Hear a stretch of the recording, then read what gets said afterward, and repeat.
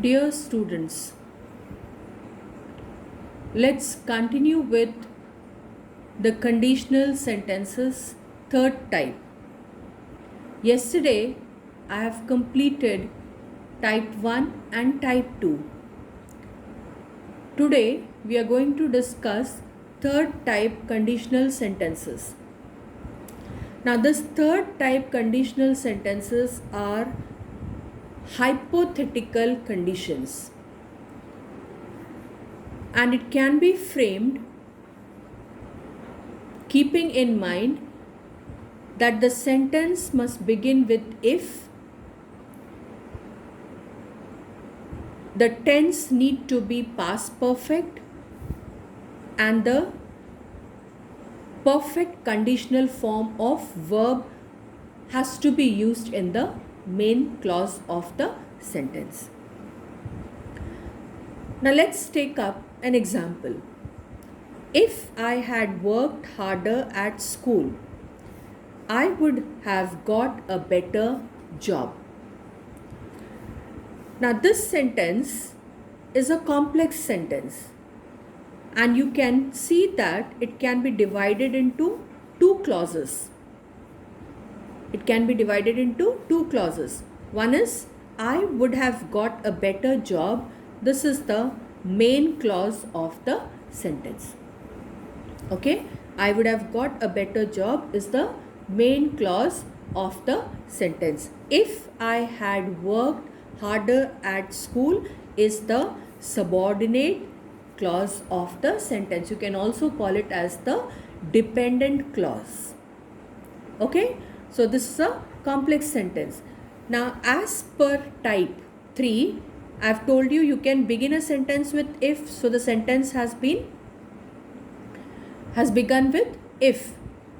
Then in this you have past perfect, had worked harder. This had worked indicates that the verb is in the past perfect form. Then I have told you in the main clause you can use perfect conditional form of the verb. So would have got is a perfect, would have got is the perfect conditional form of the verb used in the main clause. Okay, so if plus past perfect, that is had worked, and would have got is the perfect conditional form of the verb used to frame type 3 sentence. Take another example. If I had any sense, I would have bought a first-hand car. Now this sentence also can be divided into two. I would have bought a first-hand car. This is the main clause of the sentence. And if I had any sense is the subordinate clause of the sentence. The sentence begins with if. As per the rule of type 3, it has been used here to indicate the past perfect form, and would have bought is used here to indicate the perfect conditional form of the verb. Okay, now let's take up some more conditional words like unless, but for, otherwise, provided, and suppose. Suppose if you're told to replace if by any of these words, then what is the rule that you have to follow? That we will discuss now. Now let's take up the first one. Since you are told to replace if with unless, okay, if with unless.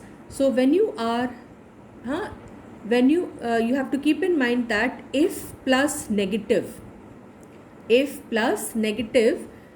when it is transformed to a sentence beginning with unless, it becomes affirmative. So unless plus affirmative. Let's see the example.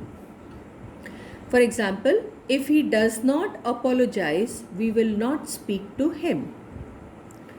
So this sentence is again divided into two. We will not speak to him is the main clause of the sentence, and if he does not apologize is the subordinate clause of the sentence. Okay, so when you are changing, when you are converting, beginning is sentence with unless.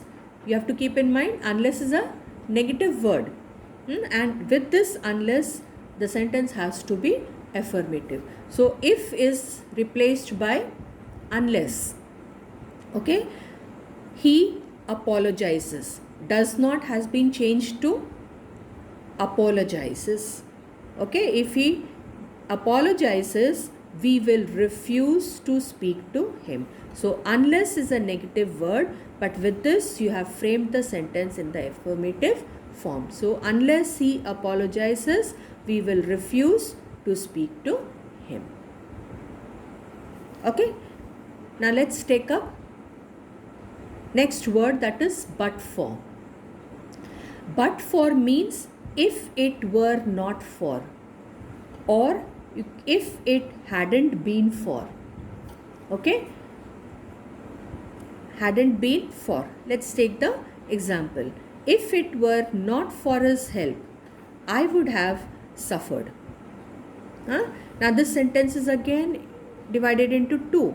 One is the main clause and one is the subordinate clause. So main clause is I would have suffered. This is the main clause of the sentence. And if it were not for his help, this is the subordinate clause of the sentence.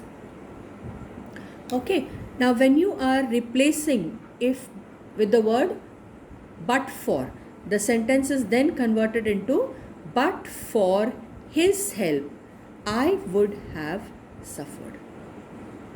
Okay, so but for his help, I would have suffered. Is that clear?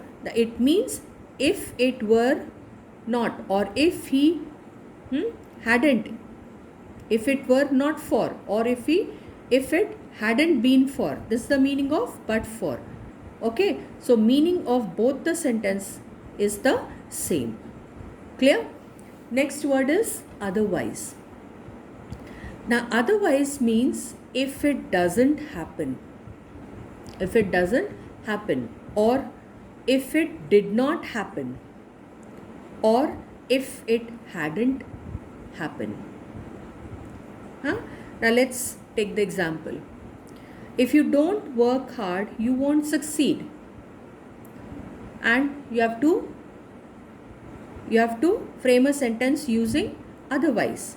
So when you change a sentence using otherwise, then the sentence will be work hard, otherwise you won't succeed.